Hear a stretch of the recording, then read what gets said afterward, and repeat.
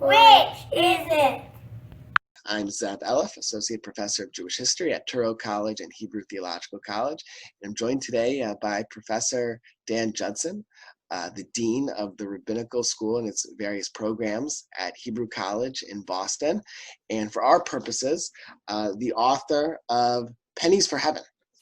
In 2018 with Brandeis University Press, your work represents further exploration into Judaism, American Jewish history, and economics, something that for decades historians were rather nervous about making public. It really drew upon certain anti-Semitic tropes, but now for a variety of reasons, there's been eager interest in opening this, because economic history tells so much about cultural, social, and religious history. One of my teachers for my entire process with James is James Hudnut-Bumler, who's a well-known scholar of Protestantism and money. And really my work in my book is a reflection of what he laid out in his book called God's Almighty Dollar.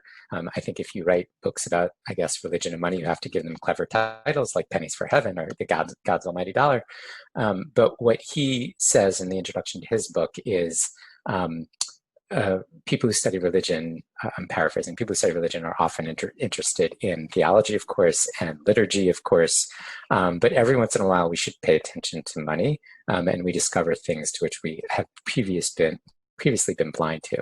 And that's really what I feel like has been the kind of vision about my scholarship, is trying to pay some focus on economics, not simply because I'm interested in economics, which I am, but economics also is a way of carrying culture, and how people spend money is a reflection of values and articulation of ideas. And that comes out of this is I try not to sort of make reductionist arguments to say, well, synagogues are doing this, because there's a profit motive or something. Religions, of course, often you're not reducible to profit motives. But again, if we never pay attention to economics, we are going to be blind to certain things, which when we discover are pretty interesting. And your site for study is the synagogue.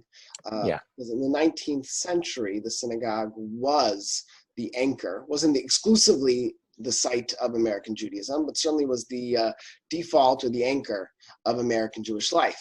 When families received their kosher food, they were able to be buried in a Jewish cemetery. Yeah. All the different scaffoldings somehow became folded within the synagogue.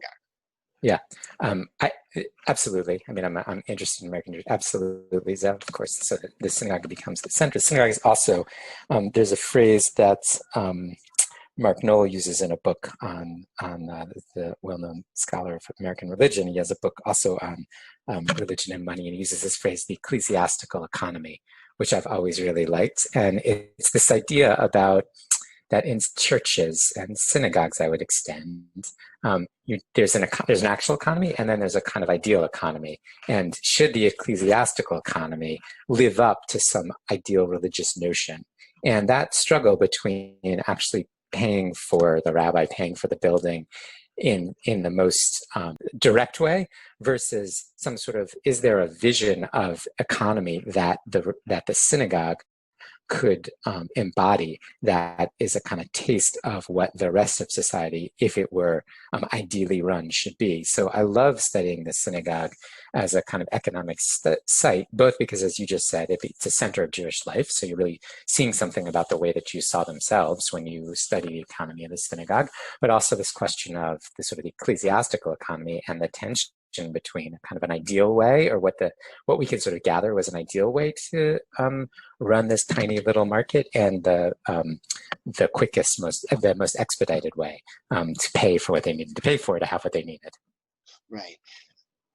When we think about the 19th century, also, of course, think about the Civil War, and so much about economics and power and agency are tied to probably, the most traumatic, if not one of the most traumatic events in American life. And when it comes, and of course that has impact on all American constituencies, on all faith or otherwise communities. And when it comes to economics and money in congregational life, we have to speak about power, we have to speak Yeah. about agency, and we also have to identify discrete groups that that are stakeholders. I focused in a book a while back, not too long ago, A on. good book. It's a great book. Great book. Extremely useful book. But when it comes to your book in particular, I think what's so fascinating, you identify those stakeholders, the trustees, so the lay leadership, the emerging rabbinate or rabbinic functionaries who would eventually become ordained rabbis as more and more migrate to the United States in the 1850s and 1860s, and also the rank and file, the lay people who have to purchase seats or, if they can't afford it, rent seats. And what type of dynamic does economics play in power and agency? Yeah, great. So I'll tell the story, sort of tell it as a story and tell it very quickly. I think we have to start from where the Jews came from before they came to America. And there's a Dutch model of synagogue life that we saw in Brazil before the Jews even got here.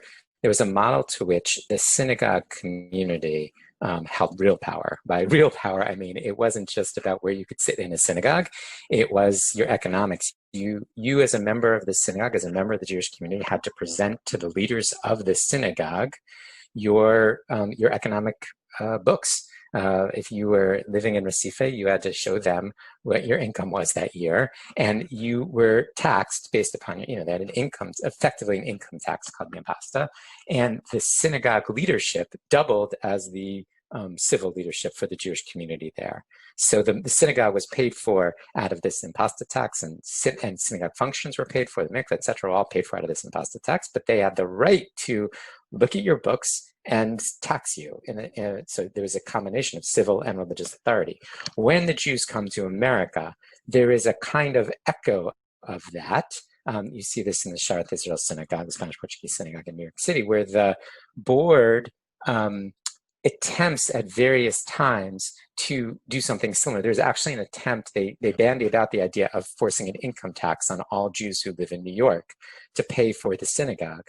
But it is rejected for what we can see as obvious reasons as how they possibly going to enforce that.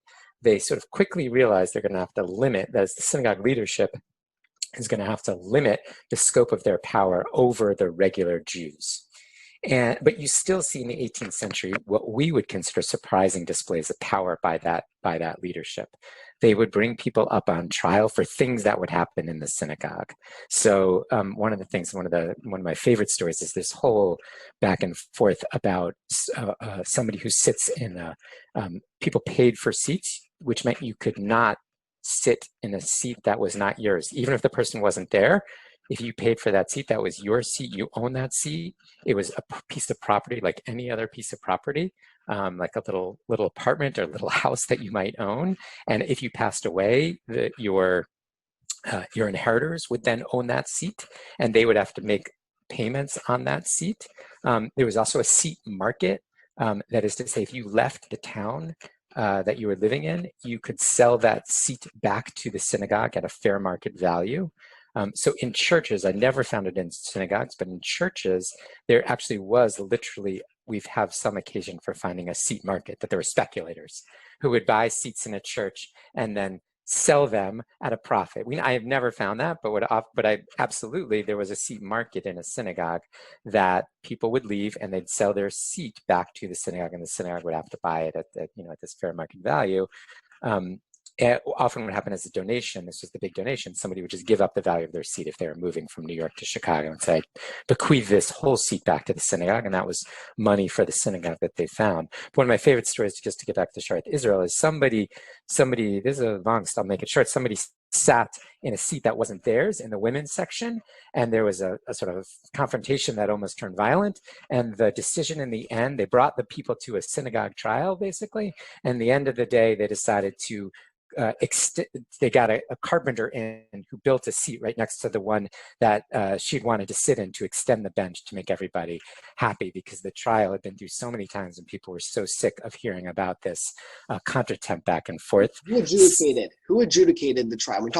So the leadership of the synagogue adjudicated the trial. The lay leadership, the trustee. The lay leadership. So the synagogue leader at the time in the 18th and early 19th century, even people as well known as Isaac Leeser, the sort of the what we would consider a sort of major figure of American Jewry, were treated as the help is too strong, but they were the help. They were not at all the center of the. You know this better than I do, is that they were not at all the center of power in a synagogue. It was the leadership of the synagogue. What changes in the balance between leadership and lay leadership is what Jonathan Sarno calls the move from synagogue community to the community of synagogues, meaning that in 1825, in both Charleston and New York, there was another one of these trials at Sharet Israel because somebody didn't want to pay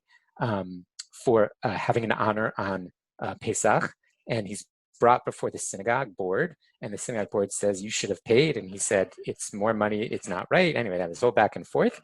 And as a result, he basically storms out and starts his own synagogue, B'nai Jeshurun, the second synagogue in New York City, which still exists today in great strength.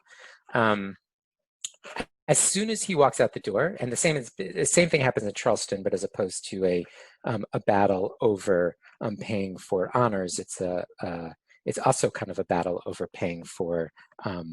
It's also a battle for paying for the right to have an honor. Paying for aliyot is also a battle in Charleston to some degree, but it's also mixed there with reformist ideology.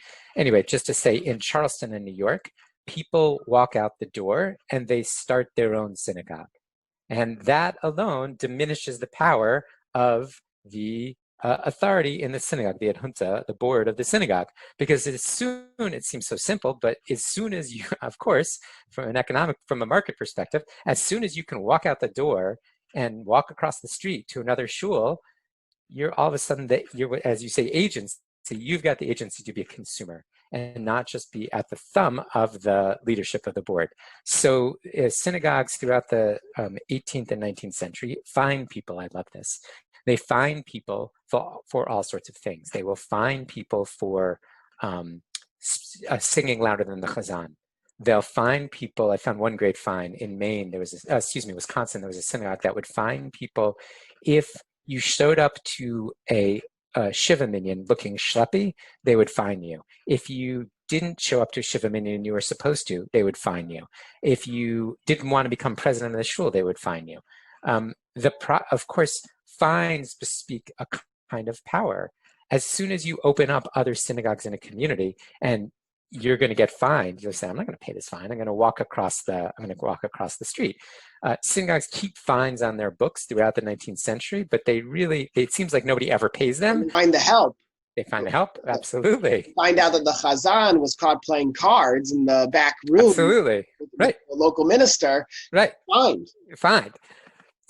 For the lay people who are going to be fined, though, they would leave the if they actually tried to impose the fine, it seems like they would leave the shul. So fines remain on the books through the 19th century, but uncollected. But what it bespeaks is this change of power, this sort of very significant change of power, and it's a change of power that is related to the market. I mean, effectively, what we're saying is there's going to be a market in American religion, and I often, when I'm teaching this, and I've had the opportunity to teach this this material to lay people in federations and rabbis to be, obviously, at Hebrew College, and just ask people to do the following exercises.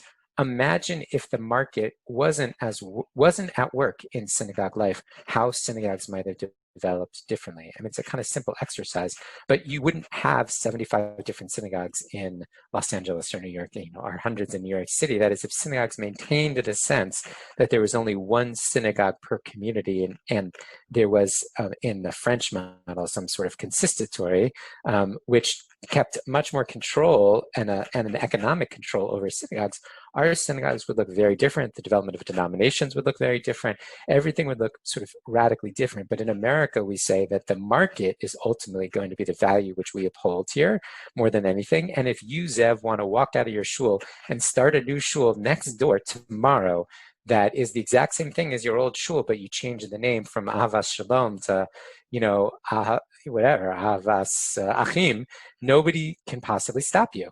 And that is a great deal of power. Popular, his stake would be radically expanded. And so when we talk about which is it, who has the greatest quotient of the stakeholdership, your answer, your response is, well, neither of these three groups. It's the market itself. It's the market. Which dictates the contours of the movement based on the economics of religion, economics of synagogue.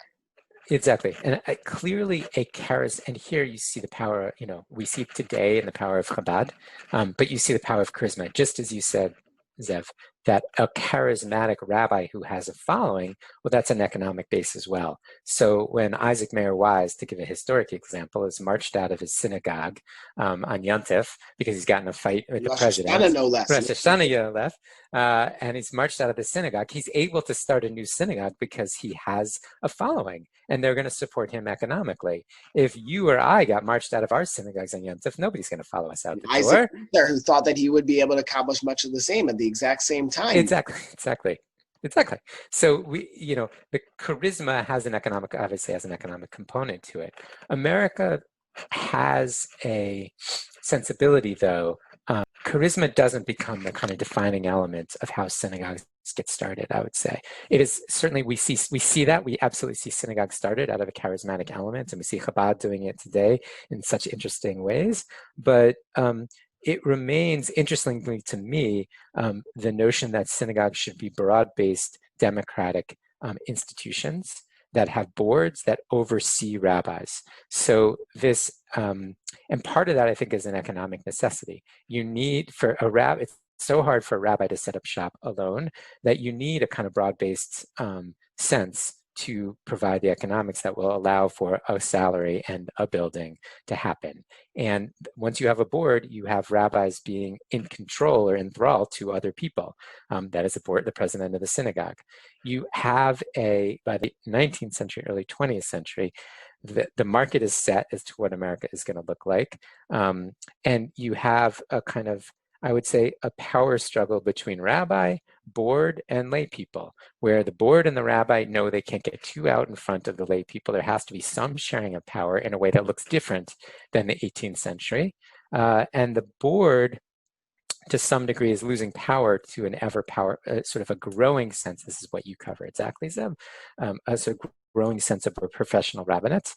And so the three of them, I think, remain to some degree kind of, that's what we see into the 20th century, kind of vying with each other. But I would say the lay people remain, you can't get too out in front of the lay people because they become your economic base, as it were, or whatever you want to do religiously. If you don't have that base with you, then you don't have a synagogue, quite simply. And there's no taxation here. There's no opportunity for an imposta tax that's going to come back and allow for, and I know a lot of rabbis would love to bring it back, but there's no taxation that will allow for a synagogue to simply stand without lay people who are going to be supporters of that synagogue. Thanks for clicking and learning. And here are some links to related videos. And subscribe. Don't miss out to making meaning of the past in the present for the future.